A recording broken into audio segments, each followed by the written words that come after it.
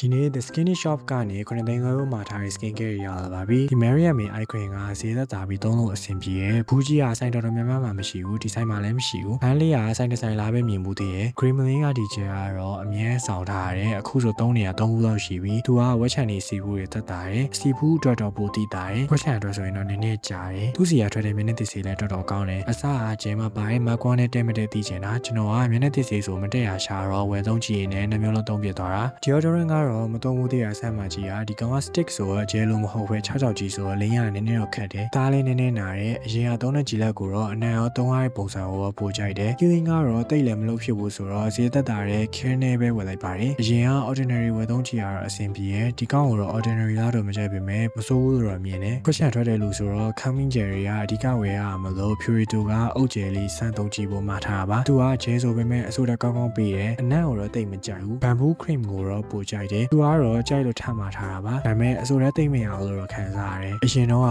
watch နေအရန်ထွက်ပြီးတော့ ordinary ရဲ့ niacinamide serum နဲ့တိုင်ပတ်နေတဲ့အချိန်မှာ ionic က serum နဲ့ဂျယ်ဆက်ဝယ်သုံးကြီးက serum ကဘူးသေးဆိုပေမဲ့ watch နေအကုန်အဲ့ချိန်ကနေရစပြီးတက်တာသွားတာအခု serum ဘူးကြီးနဲ့ဂျယ်မှာထားတာပါ John Skin က sun cream ကိုတော့လုံးဝမကြိုက်ပေမဲ့ဒီ acne patch ကတော့မဆိုးလို့တော့မြင်တယ်နှစ်ရက်လောက်နဲ့ watch ကတော်တော်လေးချသွားတယ် beauty seek ကတော့အခုချိန်ကြီးတော့စမ်းမတော့ရသေးဘူးခုနကအရင်ကနေက133 dollar တမျိုးပဲသုံးလာတာအခုဒီဆိုင်မှာမရှိသေးတော့တလားလောက်စောင့်နေရဒါမဲ့လည်းမရတာနဲ့ဒီက recommend ပေးလို့စမ်းသုံးကြည့်ရလောလောဆယ်တော့အဖူတွေထွက်လာတယ်တေချာအောင်တော့ဆက်ပြီးသုံးကြည့်အောင်မယ်အခုလဲတခြားဆိုင်ကနေအရင်သုံးနေကြတူတာပဲပြန်ပြီးမှာထားပါတယ်ဒီရောက်တော့စပင်းတွေကအရင်ကျွတ်တာမျိုးမဟုတ်ပေမဲ့ပါလာတယ်လို့ခံစားရတယ်ပြီးတော့ခေါင်းလျှော်တာလည်းတဲနဲ့ကုန်ရင်အနာတွေဖြစ်တော့ဆက်ပြီးကြံခဲ့လို့ဒီ scalp brush လေးမှာထားပါတယ်ကြကတော့ဒီ Ameria ဟာလိုချင်တာဒါပဲရှိလို့ဒါပဲယူလိုက်တာဒီကောင်ကအချွန်လေးနည်းနည်းတူတော့တိတ်ပြီးတော့အားမရဘူးဥယျာဉ်ပြားကိုမရောက်တယ်လို့တော့ခံစားရတယ်ဒါမဲ့လက်နဲ့လျှော်ရတဲ့ဆိုင်တော့မစိုးဘူးလို့မြင်တယ်ကျွန်တော်ကငကိုစပင်အကောက်မလို့စပင်ဖြောင်းမှုစီစဉ်ရှိရတယ်ဆန်သားပြက်စီမှာဆိုလို့ဒီ Vino ကထွက်တဲ့ Hair Max ရဲ့ Hair Oil ဝယ်ထားတယ်တစ်မျိုးလုံးသုံးကြည့်တာတော်တော်လေးအဆင်ပြေရယ် Hair Oil ကလည်းစီလဲထားသလိုစီးကက်ကက်ကြီးဖြစ်မနေတာတော်တော်လေးကြိုက်တယ်ကျွန်တော်သုံးနေကြမြင်တဲ့သစ်စီတွေကဝက်ချန်အတွက်ဆိုတော့စီးနဲ့ပြင်းပြင်းရေးများလို့ဝက်ချန်မထုတ်တဲ့အချိန်ချားလေးစမ်းသုံးကြည့်ချင်တာနဲ့ဒီဟာလေးဝယ်တာ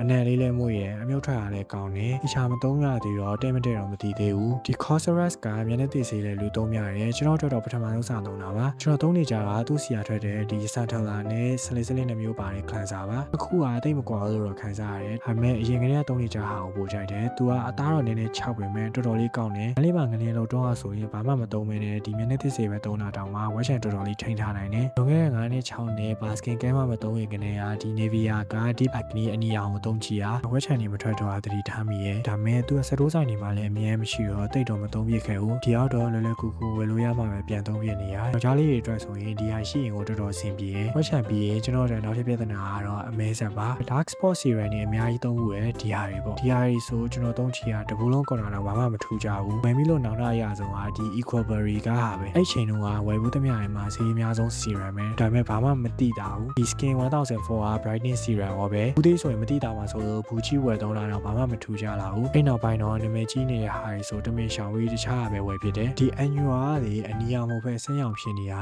3ရန်နာထည့်ထားလို့ပါကျွန်တော်ရင်ကနေကသုံးမှုသမျှတွေမှာဒီ Goodell Serum ကတော့အမဲဆက်တော့တော်တော်လေးတည်တာတယ်တစ်ပတ်လောက်နဲ့ကို reset စမြင်ရတယ်တယောက်တစ်ယောက်ကတော့အမဲဆက်ပုံမှု TV မတူနိုင်ဘူးတစ်ခါလေးဆိုတစ်လားလောက်နေမှတည်တာမျိုးလည်းရှိရဲ့ဒီ number serum ကလည်း Goodell လိုပဲတော်တော်ကောင်းတယ် Dark Spot တွေမှာတော့ကောင်းတာတော့ဒီနှမျိုးပဲတွေ့ဖို့တည်ရဲ့ကျွန်တော်ကရေတောင်များပေမဲ့စောင်းနေမဟုတ်ပဲနေရာဒီမှာနှခမ်းကြောက်တတ်တော့ဒီ Mediheal က lip balm လေးစမ်းသုံးပေါ်မှာကြည်ဟာဒီဟာသုံးလိုက်မှပို့ဆိုးသွားတယ်အရင်က Nivea ရော Vaseline ရောသုံးမှုတယ်အဲ့ဒါတွေနဲ့လည်းအဆင်မပြေဘူးဘာလို့လဲတော့မသိဘူးတခုလွယ်နေရသေးကြတယ်ကဲဒါတွေကတော့ကျွန်တော်နောက်နေ့ထိသုံးဖို့ဒီနေ့စာမှာထားတာလေးပါအားလုံးပဲဆုံးဖြတ်ကြည့်ပေးကြလို့ကျေးဇူးတင်ပါတယ် see you later